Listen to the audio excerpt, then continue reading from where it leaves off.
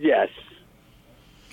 So growing up, you grew up in Reykjavik. Tell me what it was like. Obviously, you're a fantastic guitarist, and you get to travel the world, and you get to go to wonderful places. You were just in, were you in Beijing, China? Yes. And you were teaching there? Yes. Wonderful. And you've been to all over. You've been to done concerts in Brazil and Israel and India and Britain and Austria and Russia. And there you go. Okay, we'll hang that one up and wait till Ögmundur calls back. Basically, I will continue to talk while we wait for Ögmundur to call back. How would you like to have a middle name of Thor? Oh, there he is again.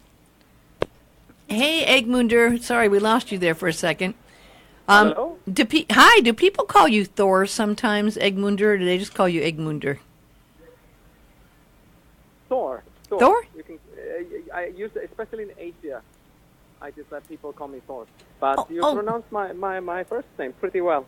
Usually, my first name is pretty tough to. Well, it looks like Ogmundur. It looks that's like the main reason. Yeah, it looks like Ogmundur. But so do you think there's a wonderful reception to classical music? And did you find the schooling really wonderful for you growing up in Reykjavik? Yeah, well, I grew up in a little town near Reykjavik, Kópavogur, and I finished my schooling there, my music school, when I was and graduated when I was 19, and then I set off for Europe mainland. I was studying in Spain, Austria, Holland. And tell me, I mean, there's a lot of curiosity about Iceland right now. Obviously, you're from a small town. When you say a small town in Iceland, what size is a small town in Iceland? Yeah, well, actually, small town is actually not, because actually, and I think people, I don't know if, we call it town, but actually, technically, it's the second largest city or urban unit, in my country, right? You have Reykjavik, the capital. Mm-hmm. Next to it is you have Kópavogur, which has actually a population of 20,000 people. Mm-hmm. The entire population of my country is like 320,000. Not. Did you say 320,000? Yeah. That's small. That's a little larger than Maui, yeah. But no, I didn't realize that. Yeah, Iceland. it's maybe like. Yeah, I mean, like how many people do you? I mean, that must be. Well, less Maui's about 100. Hawaii Islands, right? Yes, that's it. Well, that's definitely smaller than Oahu. Maui's got about must be 500,000. Yeah. So at least, no. Yeah. So in that situation, when you're in an area like that, are there times you're just very close knit and you get to know everyone better, and do you feel very supportive by your Icelandic community? That's one of the advantages, no, having such a small population. Yeah, it seems to be like a small town feeling, at least when I grew up. But now, with globalization and more immigrants coming, I mean, that's really great, actually. I mean, you have a lot of internationality, Mm-hmm. Mm-hmm. And I'm totally pro. People discovering the world, people being able to live all over the world. But I can still also understand, when you grow up, and you have like your local things, and they start to disappear a little bit. That's the only regret. And I always wish that you could keep at least part of the city, intact, with a absolute local, Mm-hmm. Because when I go to my Reykjavik now, it's like, I feel almost like I'm in Berlin or like I'm in, New York or Paris. It's many things are so similar, Well, you're in Oahu right now, but a lot of people here in the islands in Hawaii think that Oahu is way too big and populated, and they want to live on Maui or Kauai, which is a smaller feeling area. So that same thing. And a lot of people say, let's not become overpopulated because you'll ruin why people like this feeling because it does feel like it's got a special small feeling, So it's always a challenge, I think, everywhere. When absolutely, but there, I understand. Yeah, sure, but there is space everywhere. You could say. I mean, people could choose to live, let's say, in Honolulu or in the rest of the island, more secluded place. You could say, right? Exactly. Same in my country. You have Reykjavik and urbanizations around Reykjavik. You have Reykjavik and like 5 towns or cities around it. So when people are going to be seeing Reykjavik, with this deal that they had through Icelandic Air, I was just talking to Kathy about this. People go for 2 days, and 2 days is not enough to really. Could be enough. Could be enough. Actually, we all I could say since forever we have this so-called Golden Circle. Golden Circle. You have attractions around Reykjavik, amazing nature scenic spots, like amazing ones, like our geysers, our hot springs. You have Gullfoss, our famous waterfall, our national park, which is actually the tectonic plates touching, and it's like actually like a gorge, huge canyon or something like this. In between, you can actually see it. Wow. The Eurasian plate and the Americas plate, coming in contact, right? Or the space between. Yeah. And so of course, like in Hawaii, we are subject to a lot of earthquakes and volcanoes. We have active volcanoes. Yeah. Very active volcanoes, right? I mean, yeah. Actually, I had an experience. I was stuck in New York for a week. That was in 2010 when, now I can pronounce it more or less, Eyjafjallajökull, our volcano erupted, and it put down all the, aviation in the total, in the entire West Hemisphere. Yes. All the flights were down, and, I had a cross-Atlantic flight, right? Yeah. Going back to Europe from New York, grounded for 1 week, couldn't move. Wow. Wow. Yeah. Now, I know a lot of musicians. I'm a member of the Grammys, and I have a lot of friends. But truthfully, you're the only Icelandic musician that I've had a chance to talk to and meet. Really? So is there an Icelandic symphony, or yes, there sure. is? We have the Iceland Symphony Orchestra, and actually, my country has sometimes been dubbed as the island of poets and artists. Oh, how there nice. are many. Wow. Yeah, I'd like that. I'd like that very much. You sold me with just that name. Yes. A lot of singers, for example. We're like singing people, So you have excellent singers, opera singers, coming from my country. A lot of excellent instrumentalists. Yeah, on our symphony orchestra, like on a really great level. And we just built recently the Philharmonic Hall, Harpa. Nice. Yeah, beautiful place. It has like the Philharmonic Hall, like seating 3,500 people, and then you have 3 other halls. Yeah, it's amazing. That's wonderful. Many music festivals. I love that, and I've heard that the country is very liberal. I don't know if the word's liberal, but forward-thinking. That you have a very wonderful government that is really helped with this growth, right? Sure. And I mean, we had very tough times in 2007. In the global economy meltdown. We got hit. One of the worst hits was in Iceland. But nevertheless, the building of the Harpa, our concert hall, either there was a decision either to demolish it and forget it, or finish to build it. We finished to build it, and we are very happy with that decision, And despite of the very difficult economic times, and now it's blooming. Wow. the cultural life. And yes, and I have to say, me and my family, we have not been, traditionally so much following up detailed with politics, but yeah, you could say there's a lot of variety. Yeah, you could say. So, but it's kind of got a reputation now, Ögmundur Thor, that it's got a reputation of being rather expensive now, though. Is that because of the problems before and trying to make up the difference, or why has it become? Yeah, you're right. You're right. That's especially with that problem.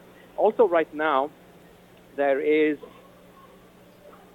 the biggest tourist boom in my country in our history. Mm-hmm. Like now, the world is becoming smaller and smaller and smaller. And now, let's say, international flights, it's getting cheaper from all over the world to come to my country. And we're actually planning direct flights to Asia, from my country. Wow. So the thing is, more and more people are coming. But the problem is also there's a little less resource.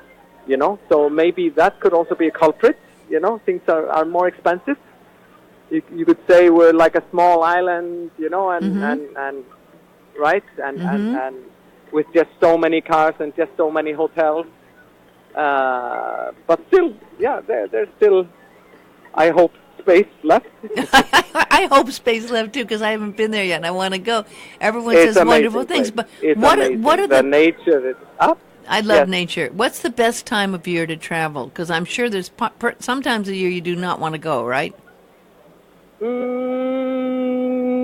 It depends. I mean, right? It depends on what kind of, you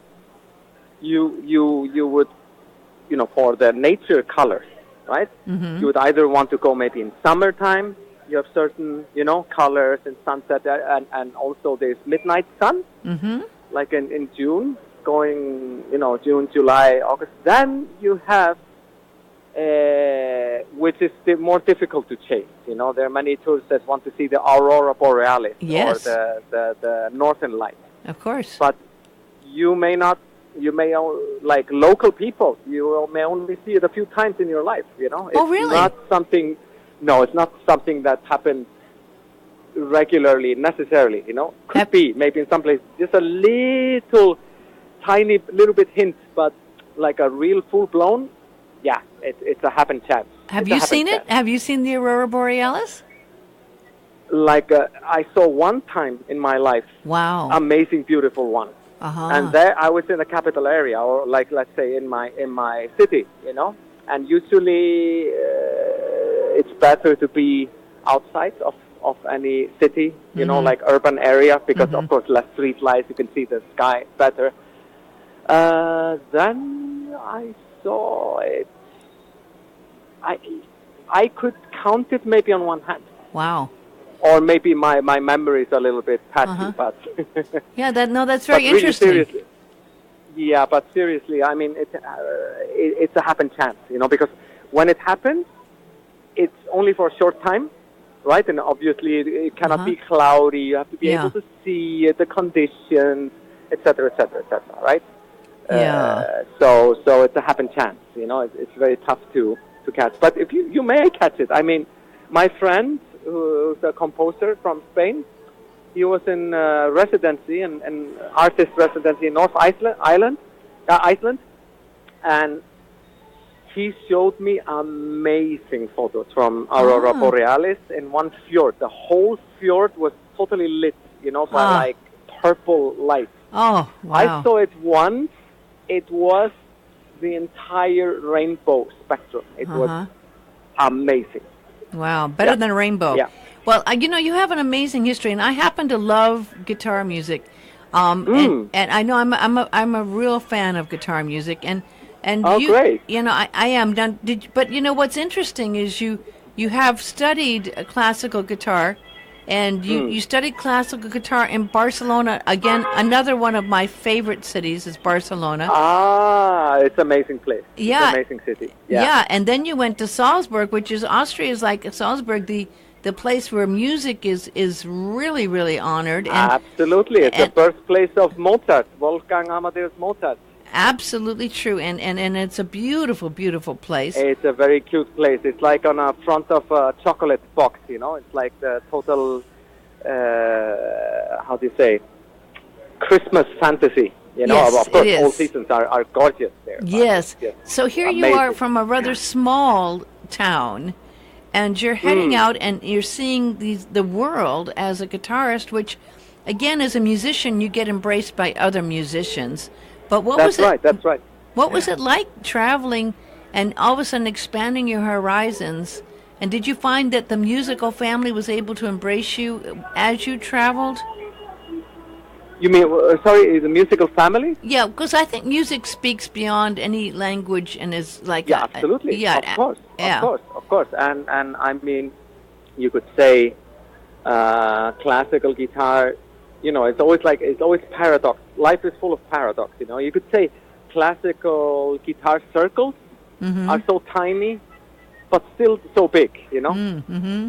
There's still so many guitarists all over the world, and I have friends all over the world now that I've connected through my work, and it has been like unspeakable pleasure, you know, side of my work. You know, it's a networking outreach, reaching out to fellow guitarists and traveling the world. Yes. And it's interesting because you speak that musical language, which you don't even need to speak a personal spoken language, because the music of the instrument is your language that connects with other people.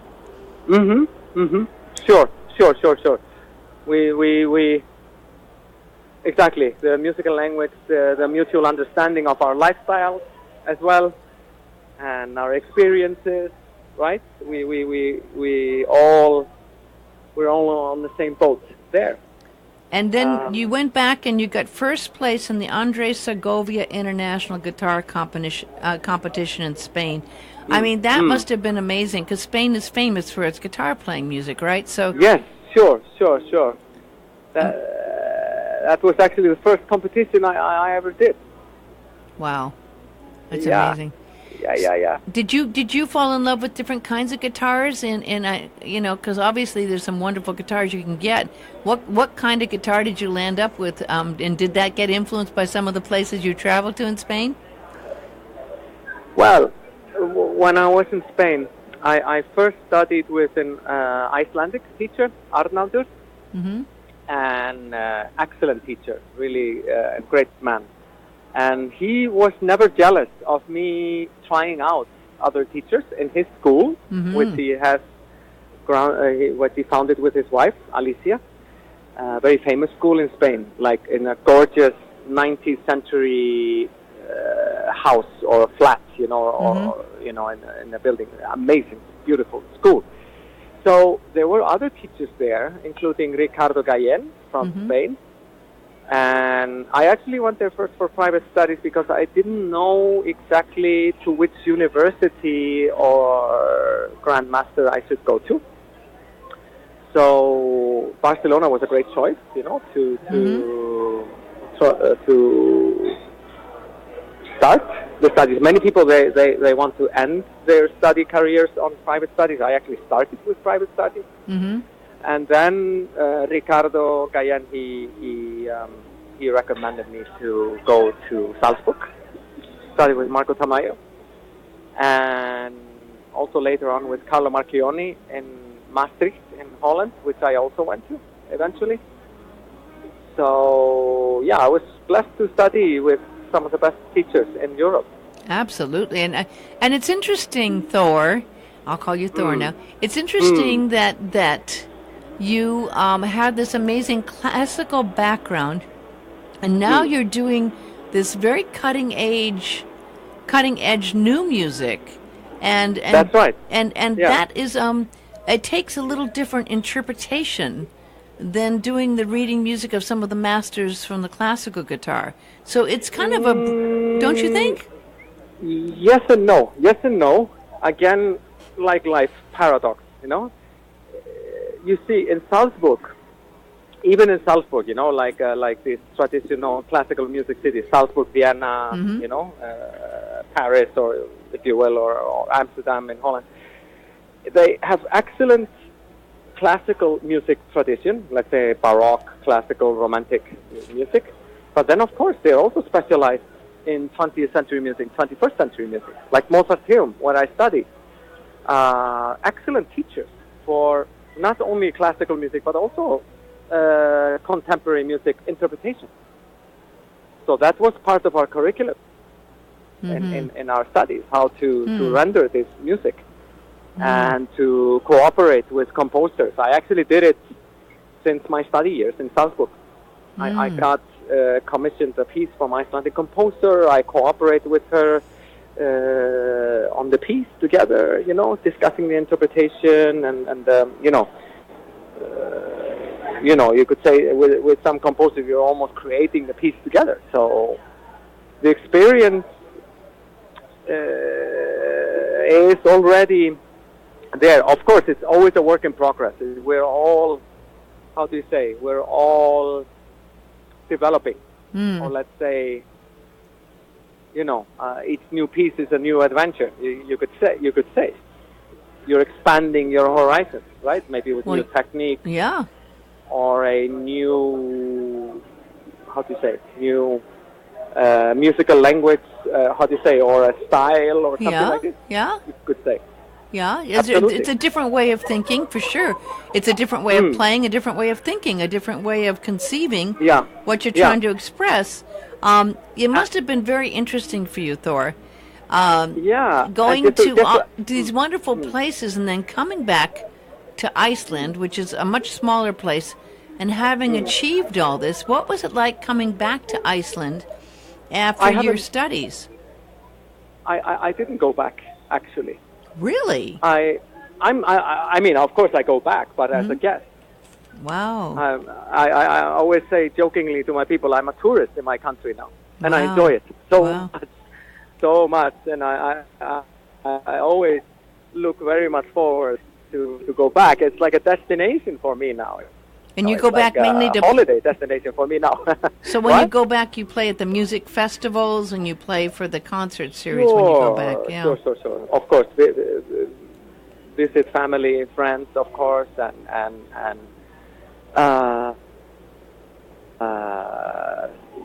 take the pleasures of my country, which you barely find elsewhere. Like our special foods, or the hot. What are the special foods? I have no idea. Not necessarily that. I've never imagined what kind of food you eat in Iceland. Well, you could say. Well, I mean, from personal experience, like the things that I like to pick up in the airport, or when I go with family, I usually ask them to cook me a leg of lamb, if they ask me for wishes, because our lamb meat is very famous worldwide. Very famous. And then our dairy products are very famous. Our fish, obviously. Fish, yes. And then our Sorry? I didn't hear what the last one was. It sounded like cat, but I don't think you're eating cat. What is no. No, our dairy products and our fish, and also our candies. Oh, your candies are really good. I'm a sweet tooth. I do too. Yeah, it's very famous. I wouldn't have guessed candies in Iceland. Yeah, so I turned 5-year-old when I get back to my country. So listen, when did this? Then you began traveling the world, and my gosh, the amazing places you've been able to go: Brazil, USA, of course now USA, Israel, India, Britain, Austria, Russia. What was it like for you? I mean, traveling the world, and you just came back, weren't you in Beijing, teaching in Beijing just recently? That's right. In Beijing, and I live right now in Guangzhou.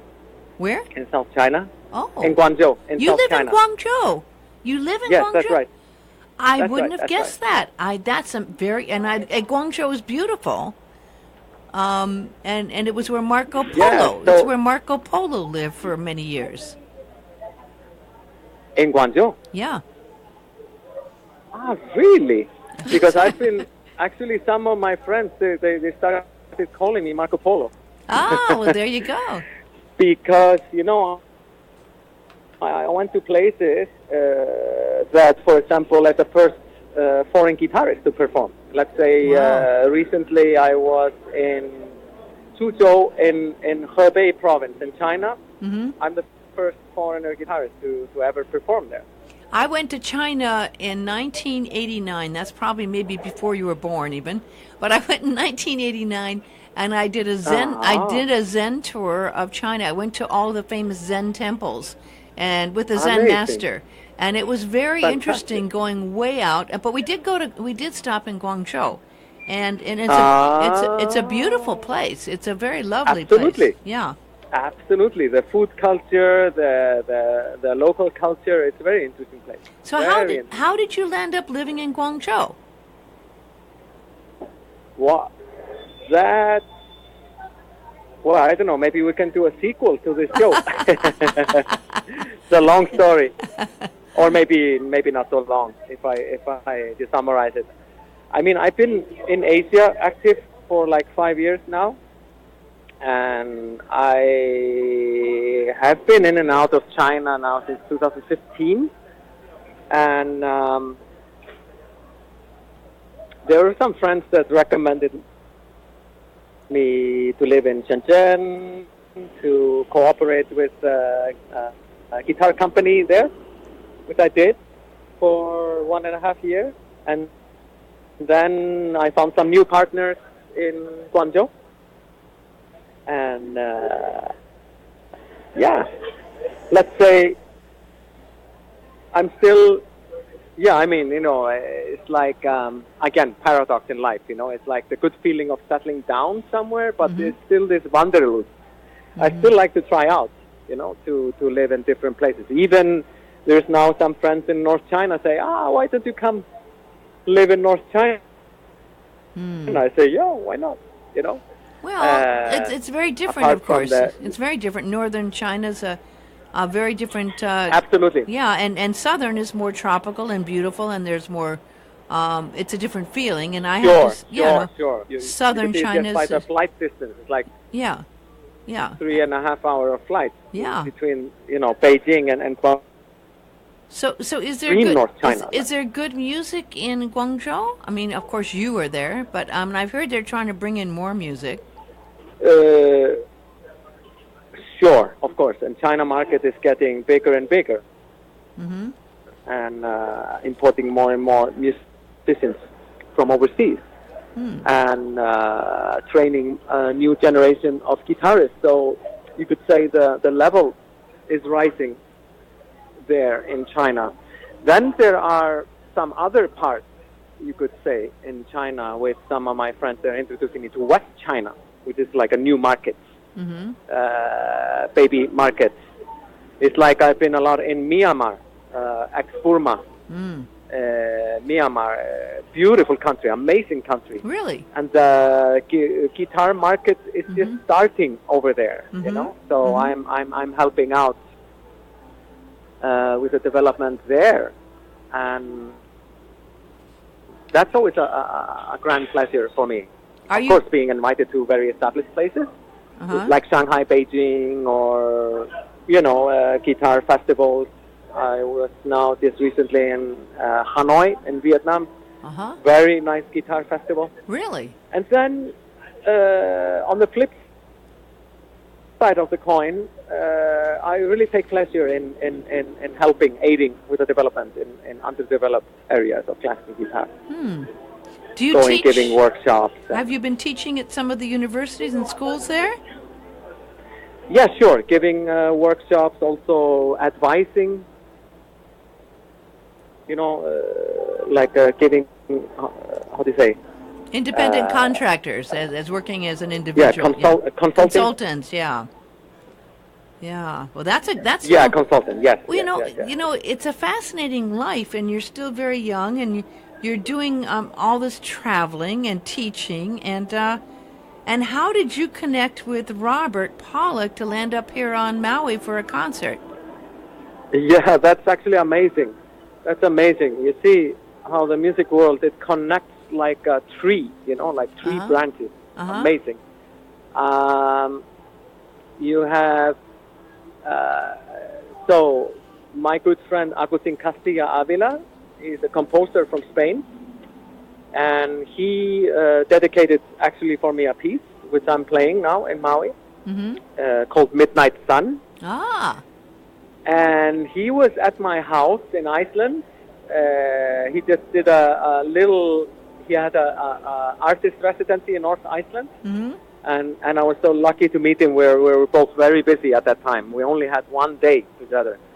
And he came and stayed at my house one night. And we were discussing this and that, and he was recommending me to contact this and this person. It's like giving, how do you say, connecting. Connecting. Networking. Yes, That's right. Yes, That's right. That's how we help each other. We connect each other. Like the performers, the composers, even the guitar makers. You could say. Yeah. I promote composers. I promote guitar makers, and in turn they promote me as well. So this is how we help out each other. That's how the market is. The dynamics of the market, you could say. Well, and every guitar is different, so I imagine that you have to have different guitars for different kinds of pieces as well. Is that correct? Sure. Yeah? Or you could have the same guitar also, no problem. No problem. And sometimes like in Hanoi, I could not travel with my guitar from Hong Kong because of the flight regulations are very strict. Really? And they force you to check in the guitar, and it's always a stress. You always, even if it's in a flight case, it could get broken. Yeah. Then my German guitar needs some repair, so I have a borrowed guitar this time in Maui. It's still a very nice one from 1980, Japanese guitar. Hiroshi Miura from Japan. And guitar from 1980, and it's actually remarkably, you could say, old, because it's not like violins. Guitars don't age like violins. They because of their construction. Well, right? I know some old Martin guitars I can think of that have aged very well. Some of the D17s and some of the old Martin guitars certainly have aged well, right? Sure. If they're made with good wood, right, and kept well. Sure, it depends also because they're steel string guitars. It's a little different construction and wood. That's true. But True. But true, you can also have, at least museum-worthy guitars and a little playable also, and some quite playable. My favorite, and I'm going to sound very I guess this is a very typical one, but my favorite still classical guitar piece is Concerto de Rodriguez, the dum da da dum da dum da dum dum da da dum. Concierto de Aranjuez. Aranjuez, that's it. Aranjuez, that's it. Yes, by Rodrigo something. But no, that's still my favorite guitar piece, classical guitar piece for classical guitar. Yes. Very passionate, and there's a wonderful. I heard he was a blind composer. I think. That's right. Yeah. That's right. Yeah. But when you did the transition from doing classical pieces such as that to what you're going to be doing this coming Saturday, which is others. We were talking about the mindset and again that's a little different feeling on the pieces. Tell us a little bit here in the last 3 minutes or so about the pieces you're going to be playing this Saturday. Just before because we went to talking about other things. Just to finish how I met Robert. Yes. Agustin, he presented me to William Anderson, a great composer in New York. And I went to New York and we cooperate for a project in New York, a concert. And there, also on the program list, I played Robert Pollock's piece. Oh, you played Robert's piece. Amazing. That's right. Fantastic piece. And also, just to say about the musical languages of some of these contemporary pieces, they are not too outlandish either, because they use elements of classical music too. You know, you can have elements so-called neoclassical music. It may be, I don't want to say distorted in a negative way, let's say transformed. Maybe some of the harmonies, you know, are transformed, but you could still hear the classical schematic structure, form. It's still present in some of the pieces or parts of the pieces. So you see that the music, like us people in life, we connect, we're doing networking, music does the same. It's always referencing some other path or other musical style or life element, you could say. Good point. Very good. Very interesting point. I'd never really conceived of that in that way, but you're absolutely right. Yeah. It's like I guess it's like in the visual arts as well. You know, you have a lot of references to, well, actual reality, life references, but also to other styles, you know, or quotations from other artists. Yeah, yeah. So it's the same in the music. You see, music history has parallel history to art history as well, right? Like, for example, Impressionism, painting. Yeah. So you have Impressionists in music, Debussy, right? You have Monet, Manet, right? The painters, but you also have Debussy, Ravel in the music. You have parallel. Or like, let's say, Picasso and Stravinsky, parallel. Again, interesting. Cubism. Interesting. So you could say, yeah, quite. That's why I'm also very attracted to visual art, and I have very sensitive eye as a musician as well.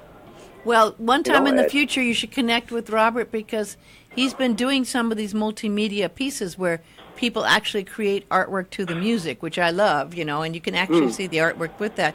We only have a minute left, and I want to encourage people to come out, and especially now after talking to you, you'll love the Makawa, where it's happening.